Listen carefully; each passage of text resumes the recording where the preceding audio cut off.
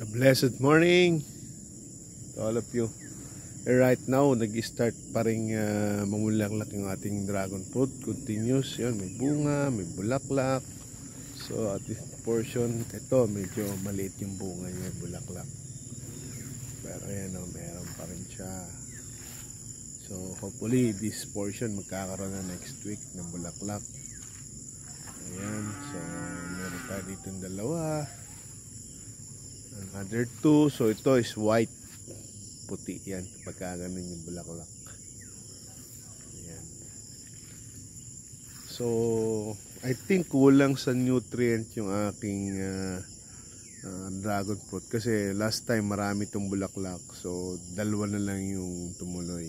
Ngayon yung isa sa dulo ko na rin yun, babagsak na rin. Ayan,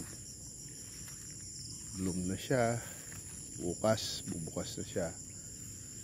And then ito yung isa na bumuka.